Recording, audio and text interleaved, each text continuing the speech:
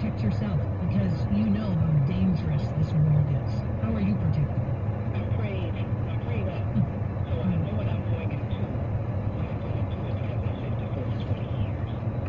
And when I go into it, to really be honest, I'm very angry. I'm very angry with the devil. And when I go into it, I go into it ready for battle.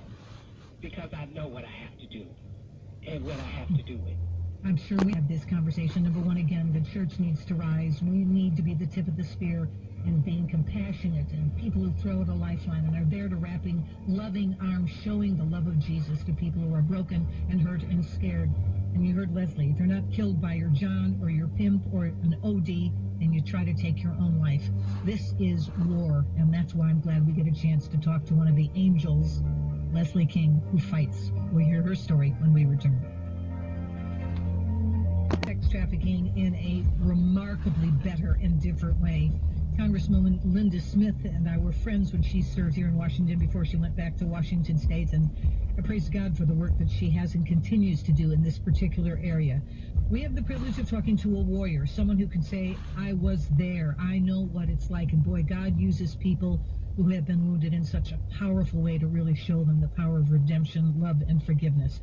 A brand new book tells her story. It's called When Angels Fight. It is her story of escaping sex trafficking. That's also her work through Sacred Beginnings, which is a ministry that takes in former sex workers and helps them with community building and job training and addiction counseling, and I would dare to say also raising awareness and really slaying the dragons of mythology and false information. In that marvelous, powerful video, Leslie, that I played before, you talked about your upbringing as a child. I made the statement earlier that nobody says, hey, I'm going to grow up and be a prostitute. That's what I want to be when I grow up. It doesn't happen that way. So talk to me about when you were in your early years and then what happened when you were 15. It was a tough background. So tell me about the transition between the brokenness in your home life and then eventually at 15 turning your first trick. When I was born, I was born biracial. I'm black, white, Indian, and Puerto Rican. And when I went to school, the African-American kids didn't want to play with me because my hair was blonde, and they said that I looked like a white girl. The very few Caucasians that went to school with me, even though my hair was blonde, it wasn't straight as theirs. So where did I fit? I didn't fit anywhere. I was always on the outside looking in, wanted to be a part of, but was teased because the way that I looked. My father was a chronic alcoholic. My mother was a workaholic. And I never, how little girls look up in their daddy's little girl and they bake cookies with mommy. I never did that. I never got a hug, nor was I told I love you. My mother couldn't give me, found out years later, which she never received. My mother's way of showing us she loved us was working, taking them beatings from my dad, making our clothes, and taking us to the movies whenever she could. And we lived next door to a church, and we would go to Sunday school, and they said God protects the little children, God does this and God does that, and I believed going to church, God would stop all of this. And next thing you know, a cousin moved in, and he started playing God with me, and I was 8, but he gained my trust only to start. Why he's molesting me, he said, if you say anything, your father is going to kill your mother. I was only 8. So, to me, he became the boogeyman.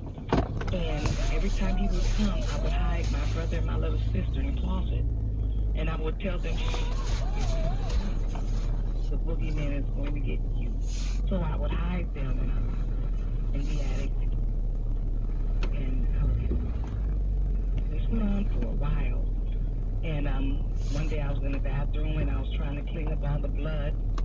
My dad happened to walk in, and he looked, and my nickname at that time was Big Red. He seen all this blood. He knew. He went upstairs. I heard a bunch of arguing, a gunshot. My cousin ran downstairs. I didn't see him anymore until years later at my father's. My father went to prison for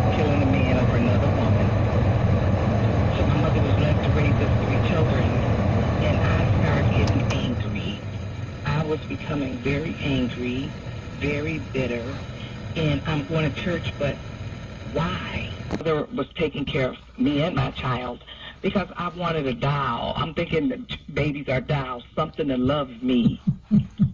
Yeah, wrong. But so I became very promiscuous. But being promiscuous, I was looking for that father figure. You know, I was reading books, and, you know, you're looking for that knight in shining armor as a little girl. You're looking for all these things that you needed, but you didn't have. And that's what was happening with me. So he's asking me these questions, and then he would drop me off, and he'd come pick me back up. And he kept asking me more and more questions. And he started becoming that knight in shining armor that I've seen in those books. He would tell me how much he loved me and no one would ever hurt me and why would somebody allow this.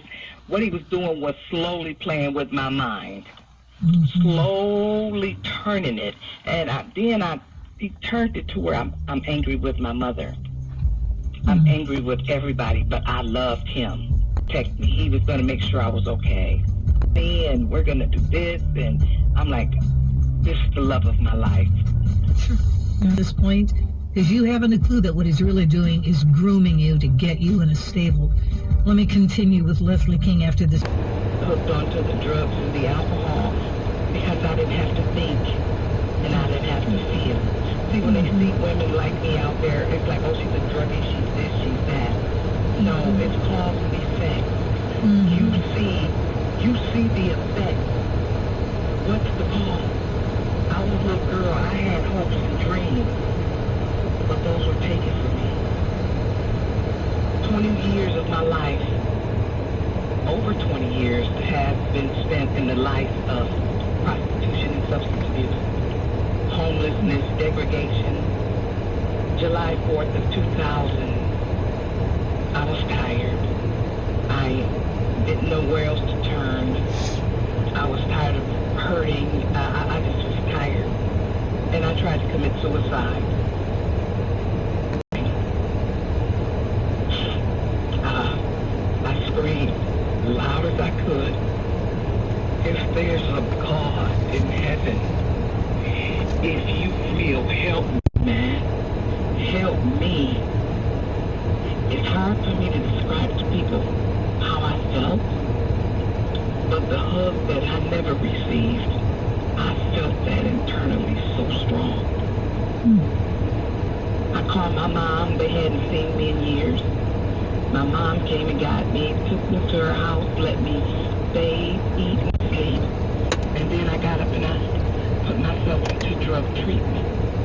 When I completed that, I put myself into a place called Rosehaven that was run by the Dominican nuns, and that was a whole new story all in itself. I stayed in that program, and I graduated that program and became the very first ever resident to become a staff. I get an apartment. I look, and there's a card on my door, Grand Rapids Police, we would like to talk to you. And I'm like, I'm not talking to no police. Come to find out, I was hired by the Grand Rapids Police Department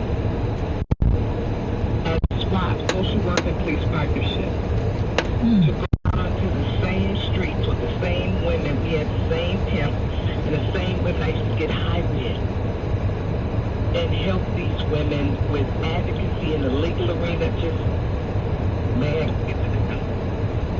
God, it's hard for me to describe it. I'll tell you this. You're in on that 4th of July when you just cried out to God and he rescued you. Were you worried that your pimp was going to come after you? Because I don't think anybody goes, listen, here's my 2 weeks notice, I'm retiring. That's not how it happens. How did you get out and how was your life was saved?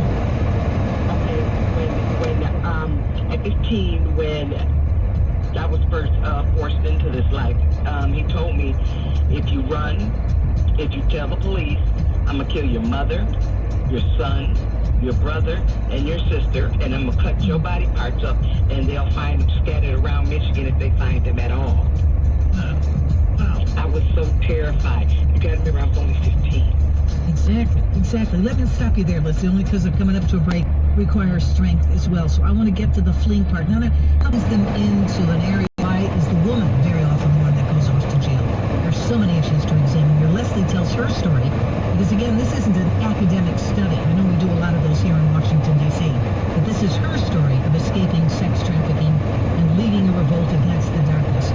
So Leslie, I want to go back to after 20 years, really on the edge of death. You cry out to God. He throws out the ultimate rescue line. I get tears in my eyes when you talked about that hug that you felt from him that you'd never felt before in your life, and that was the first step toward healing. But this is a multi-billion-dollar business, as you've noted before, and you don't mess with their revenue stream, their income. That question is germane not only for your escaping, but it's important because now you go back in to help women who are stuck in this lifestyle as well. So I want to talk about getting out first. How Gypsy, come up here, the Mama. fear for your own personal safety could have been enough to keep you locked into prostitution for the rest of your life. It wasn't. Again, how did you make that decision? Were you afraid? Where did your strength come from? Why did you keep moving out and away when you knew that he could come after you and say, you've messed with my revenue stream? I got sick and tired of being afraid. Throughout my years in the lifestyle of prostitution, I've been raped repeatedly. I've been stabbed. I've been left for dead. I've been held hostage. Enough was enough. Either you kill me or I'll die fighting. One of the two. When he got locked up and went to prison, I was free. But I continued in the life of prostitution because how can I do something different if I didn't know how? The suicide attempt, and God wouldn't let me die. I was just like, it's done. It's done. I found my voice. I found my strength. I knew I was going to be okay. I knew that no matter what came my way, I was going to be okay. Because out of them ashes came a warrior. Out of them ashes. No one could do no more to me that was already done to me. And I did. And praise God, you did and are. So now let me talk about the women that are there. So often, Leslie, when you hear women who are caught in the trap of prostitution, it's as soon as I get enough money, I'm going to open my own beauty shop. I'm just trying to custody of my child. I mean, nobody sees this as an end in and of itself. It really is a way of either I'm afraid and I can't get out, or if I just do this a little bit longer, I'm going to get a ticket out of this lifestyle. But nobody goes, I really love this. I really want this. When you go back in now and you're working to help those who are trafficked, again, your pimp is now in jail, thanks be to God. But what about the girls who are still being pimped? What about those pimps that are still on the street? How do they get out without their lives being threatened? We have more resources and services than we did when I was out there. You have more people involved now that come to the aid of these women. It is, and I know no matter what, I'm going to be okay. And many of the women know who I am. They know into them and pouring into them. They might keep going back out, and that's okay. But I planted that seed, and I know I'm a win. Mm-hmm. I know I'm a win. I don't doubt what God can do. I don't doubt that because I'm here for just a time as this. I'm here. And there's many more of us out there. A whole slew of us out there. They just don't know who they are yet. That's exactly right.